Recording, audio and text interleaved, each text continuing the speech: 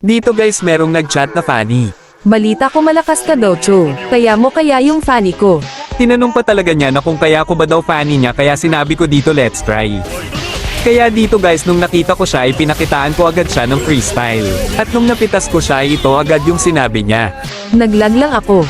Akala ko ba malakas tong Fanny nato pero bakit parang puro reason lang siya. Sakit mo naman, grabe, ba't ganun?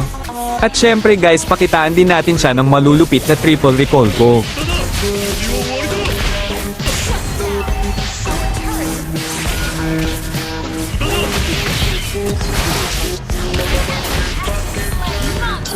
Yabang lang naman, alam mo. Lumaban ka ng harapan, wag puro tago. At syempre guys pakitaan din natin siya ng iba't ibang freestyle. Gaya-gaya kay Raicho.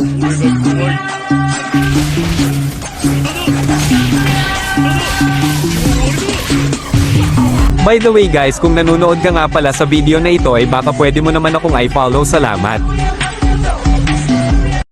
Lo, galing mo naman mag-freestyle. At dito guys meron palang tinatagong galing tong Fanny.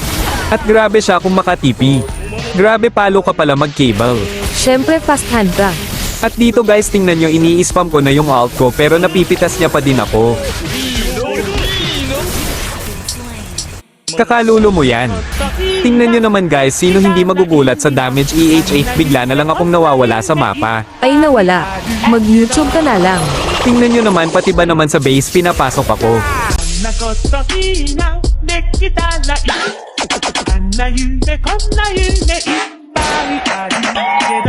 Ang buong akala niya siguro ay makakaisa pa siya.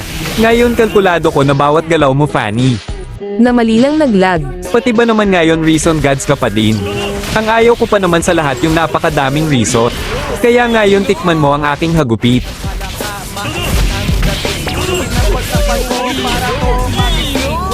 What the heck? Walang itik-itik.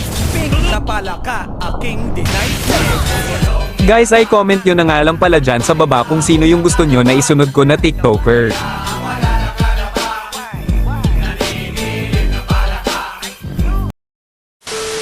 Guys andito na nga pala ang Naruto Shippuden. At tingnan nyo kung gaano kaganda itong statue ni Gamakichi. At nandito na din ang loading screen ni Naruto. Diba sobrang angas at ganda nito? At syempre hindi magpapahuli ang loading screen ni Sasuke.